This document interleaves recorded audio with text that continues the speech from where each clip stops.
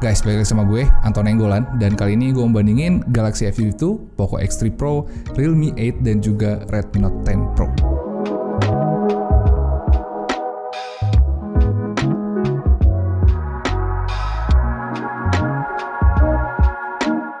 Oke, jadi ini video lanjutan dari video versus yang kemarin gue buat. Kemarin gue cuma bahas kameranya doang, tapi kali ini kita akan bahas sisanya, yaitu body, performa, layar, baterai, dan lain-lain. Oke, tanpa berlama-lama, langsung aja kita compare dari bodinya dulu kali guys ya. Jadi kalau dari body, dari desainnya, jujur aja gue nggak bisa bilang mana yang paling bagus, soalnya tolak ukurnya nggak ada, soalnya desain itu kan tergantung dari selera masing-masing. Jadi langsung aja kalian tulis di bawah kira-kira desain yang paling bagus itu yang mana. Kalau menurut gue sendiri, karena gue udah sering gonta-ganti HP, gue nggak bakal pilih Galaxy S52 dan juga Redmi Note 10 Pro, karena menurut gue desainnya itu terlalu aman ya guys ya, kayak desain standar HP bagus pada umumnya lah. Dua HP ini sebenarnya punya desain yang bagus, tapi gue udah terlalu sering ngeliat desain yang seperti ini. Jadi bagi gue desain seperti ini tuh udah agak boring dan juga minim kejutan, setidaknya untuk gue loh ya. Jadi kalau disuruh pilih, mungkin gue akan pilih antara Realme 8 atau Poco X3 Pro.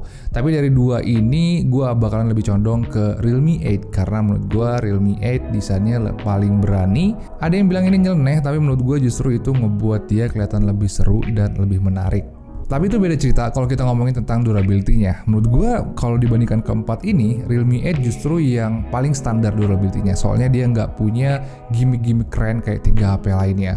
Kalau untuk durability mungkin gue akan pilih Galaxy S52 dan juga Redmi Note 10 Pro untuk dapat nilai yang paling tinggi. Soalnya di Redmi Note 10 Pro ini dia tuh udah pakai Corning Gorilla Glass depan belakang yang ngebuat bodinya itu paling tahan gores. Sedangkan Galaxy S52 udah punya sertifikasi IP67 yang ngebuat bodinya paling tahan air. Bahkan kalau dicelupin ke air kayak gini aja, HP-nya tetap berfungsi normal dan masih sehat-sehat aja guys. Redmi Note 10 Pro dan Poco X3 Pro juga punya sertifikasi IP57, tapi itu cuma sebatas cipratan aja ya guys ya. Jadi ya dua HP ini jangan coba-coba diceburin kayak Galaxy S52 guys, soalnya nanti keduanya bisa dead. Tapi walaupun Realme 8 kalah dalam gimmick durability, sebenarnya Realme 8 paling unggul di sektor ukuran dan juga bobot. Dibandingkan dengan 3 HP lainnya, Realme 8 ini punya bodi yang paling tipis dan paling enteng. Dan itu ngebuat HP ini terasa lebih spesial aja di tangan. Sedangkan yang lain, menurut gue ukuran dan bobotnya itu normal-normal aja. Bahkan Poco X3 Pro udah masuk kategori tebal dan juga berat. Nah berikutnya kalau untuk layar, gue bakal kasih nilai yang paling tinggi untuk Redmi Note 10 Pro dan juga Galaxy S52. Soalnya layar mereka ini udah kekinian banget, yaitu AMOLED High Refresh Rate. Tapi kalau kalian cuma lihat speknya doang, mungkin Redmi Note 10 Pro bakalan dapat nilai yang paling tinggi, soalnya nilai refresh rate-nya itu paling tinggi juga. Tapi satu hal yang gue sadarin setelah ngebandingin langsung layar Redmi Note 10 Pro dan juga Galaxy S52 adalah warna yang keluar dari Galaxy S52 kelihatan lebih vivid, terus temperatur warnanya juga lebih bagus dibandingkan dengan Note 10 Pro, dan itu penting banget. Sedangkan Redmi 8 dan Poco X3 Pro layarnya nggak segokil dua yang lainnya, karena Realme masih pakai layar AMOLED yang belum high refresh rate, sedangkan Poco X3 Pro pakai layar high refresh rate yang bukan AMOLED. Jadi di antara kedua HP ini harus ada yang dikompromikan antara warna atau tingkat kemulusan gambarnya. Tapi mungkin gue bakal kasih nilai yang lebih tinggi untuk Realme 8 kalau dibandingkan dengan Poco X3 Pro, soalnya Realme 8 ini udah punya Always On Display atau AOD. Menurut gue ini penting banget, soalnya dengan AOD, Realme itu bisa kasih informasi, notifikasi, dan waktu yang lebih baik dibandingkan dengan Poco X3 Pro yang cuma ngandelin LED notifikasi single color, putih doang lagi nih. Tapi dari segi audio, Realme 8 nggak bisa lebih bagus dari Poco X3 Pro dan dua lainnya, soalnya Realme 8 satu-satunya HP di antara 4 ini yang masih pakai single speaker, sedangkan yang lainnya udah pakai dual speaker. Dan setelah dengar suara dari keempat HP ini, menurut gue kualitas suaranya biasa aja. Tapi mungkin gue bakal kasih nilai plus untuk Galaxy S52 kalau dibandingkan dengan keempat ini, soalnya suaranya kedengaran lebih bagus karena bassnya itu lebih enak dibandingkan dengan Poco atau Redmi yang suaranya agak kering. S52 juga punya fitur Dolby Atmos, dan ini bisa jadi poin penting juga buat orang-orang yang suka sensasi-sensasi surround sound gitu kayak di bioskop. Oke, jadi body udah, layar udah, speaker udah. Mungkin berikutnya kita lanjut ke baterainya dulu kali ya. Jadi kalau dari baterai, kalau kita jajarin speknya kayak gini, mungkin orang-orang bakalan bilang kalau Poco X3 Pro baterainya lebih awet, soalnya kapasitasnya paling besar di antara 4 ini, dan FU itu yang paling gak awet soalnya kapasitasnya paling kecil.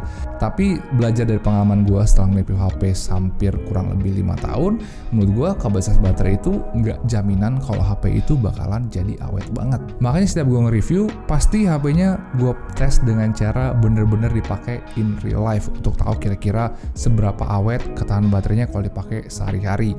Tapi karena kali ini gue ngetes 4 HP sekaligus, nggak mungkin dong gue pakai keempatnya sehari-hari secara bersamaan. Dan gue akhirnya pikirin cara yang bener-bener represent untuk kebutuhan sehari-hari dan juga ngeset HP ini ke settingan yang bener-bener setara untuk dites. Caranya kayak gini guys kira-kira. Oke bro, sekarang jam 3:30 dan gue lagi ngetes ketahanan baterainya. Semuanya udah gue cas tadi 100%, tapi udah ada yang turun juga ke 99%. Layarnya juga udah gue set kecerahannya, frame rate juga sama 60 Hz. Dan kita akan cari tahu siapa yang paling awet dengan cari tahu siapa yang bisa bertahan paling lama dengan play YouTube nonstop sampai baterainya habis. Let's go. Oke bro, sekarang udah jam 8 dan kita lihat ada 2 HP yang masih bertahan. Jadi Poco X3 Pro tadi yang mati duluan, terus yang kedua ada Samsung Galaxy S22 dan kita lihat di sini ada Redmi Note 10 Pro yang masih bisa bertahan. Kita lihat sisa baterainya berapa. Sisa baterainya adalah 4%. Terus yang ini sisa baterainya 10% dan ini adalah Realme 8. Jadi Realme 8 yang sepertinya paling awet dari keempat HP ini. Ini nomor 2, ini nomor 3, dan ini nomor 4. Dan akhirnya setelah selesai dan lihat hasilnya, ternyata cukup mind blowing ya. Ternyata Poco X3 Pro yang baterainya paling gede ternyata yang paling gak awet.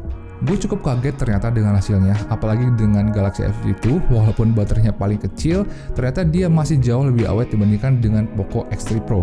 Dan selisihnya juga nggak jauh-jauh banget kalau dibandingkan dengan Redmi Note 10 Pro dan juga Realme 8 yang dapat nilai tertinggi dengan selisih yang sedikit banget.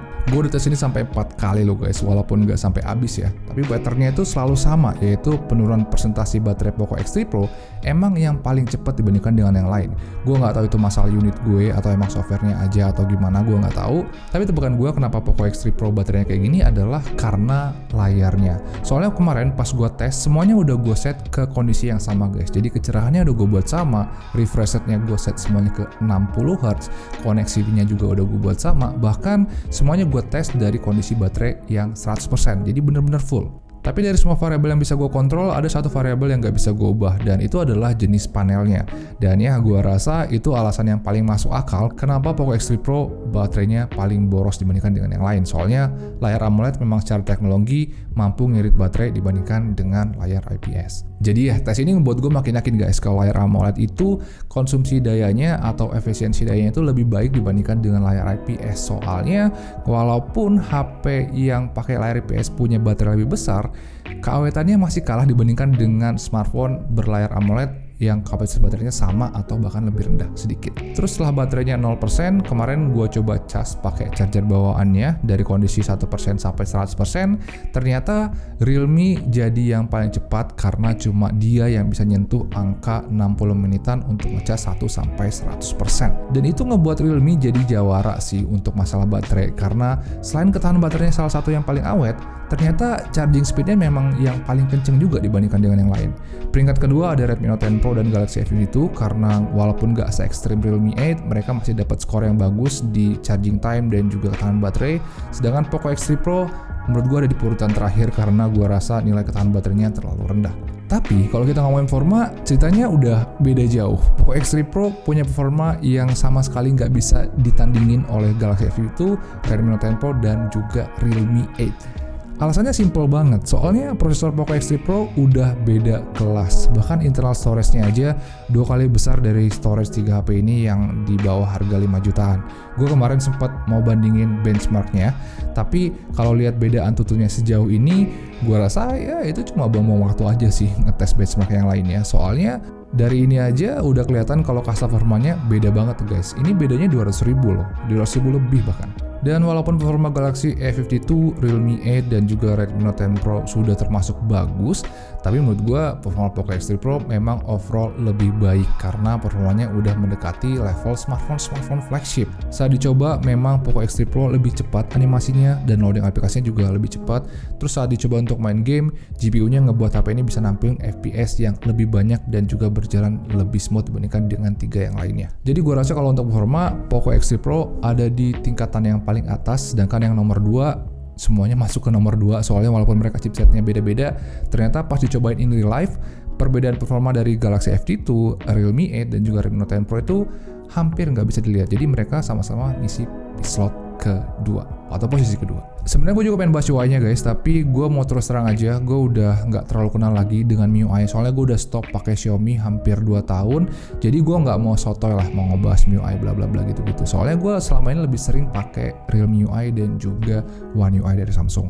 Alasan kenapa gue lebih sering pakai One UI dan Realme UI adalah karena One UI desainnya cantik, plus ada jaminan update yang sangat-sangat bagus. Kayak Galaxy F2 ini dijamin sama Samsung software update selama 4 tahun. Dan Realme UI juga gue suka karena desainnya sangat clean dan banyak fitur-fitur bagus, macam personalization-nya mantap banget. Terus ada fitur charging yang ngebuat umur baterainya jadi lebih panjang dan lain-lain. Sedangkan untuk MIUI, jujur aja gue nggak ada waktu guys untuk masuk ke setting dan ngecekin fiturnya satu-satu. Jadi mungkin gue minta tolong aja sama fans yang kebetulan nonton, kalau kalian ada waktu, kalian bisa bantu gue dengan tulis kelebihan dari MIUI di kolom komentar di bawah, biar teman-teman yang pada tahu dan gue juga jadi paham tentang MIUI. Thank you. Tapi walaupun gue nggak ngebahas UI-nya secara detail, kalau untuk kamera ceritanya beda. Kemarin kayaknya gue ngabisin terlalu banyak waktu di situ sampai-sampai ngebuat compare kamera yang menurut gue untuk standar gue itu terlalu detail. Jadi pas pertama kali gue dijabarin 4 spesifikasi kamera HP ini, jujur aja otak gue otomatis bilang kalau Redmi Note 10 Pro kameranya paling bagus karena lihat aja bro, ini megapikselnya gede banget, benar-benar gede.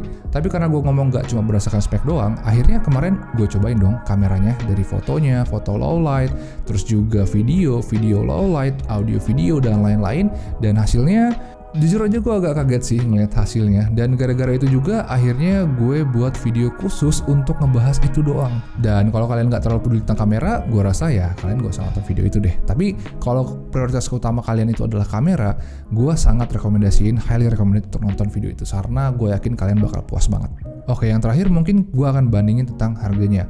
Kalau dari varian storage yang sama, Redmi Note 10 Pro harganya 3,8 juta, Poco X3 Pro harganya 3,4 juta, Realme 8 harganya paling rendah karena ada di angka 3,2 juta, dan Galaxy A52 harganya paling mahal yaitu 4,9 juta.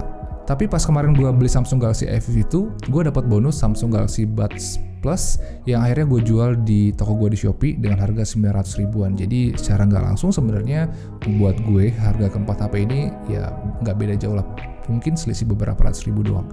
Dan setelah bandingin semuanya, bisa gue bilang Poco X3 Pro adalah HP yang sangat-sangat spesifik karena dia kayaknya ngorbanin banyak hal untuk ngedapetin performa yang bener-bener excellent. Gue rasa Poco X3 Pro ini bakal lebih cocok untuk spec head atau gamers-gamers kali ya, soalnya memang dia ngejar performa banget. Sedangkan Realme 8, Redmi Note 10 Pro, dan Galaxy A52 adalah HP yang diracik untuk ngedapetin level kualitas yang berimbang atau balance bagusnya dari semua sektornya, dan itu ngebuat mereka lebih gampang masuk ke siapa aja. Dan kalau disuruh pilih mana yang paling bagus, mungkin HP pertama yang bakal gue coret adalah Poco X3 Pro karena performa smartphone sekarang itu udah hebat-hebat guys, dan kita nggak terlalu butuh chipset flagship untuk dapetin performa yang memuaskan. Dan kalau dari ketiga ini mungkin gue akan pilih Galaxy A52 karena dibandingkan dengan yang lain, menurut gue Galaxy A52 smartphone-nya paling lengkap.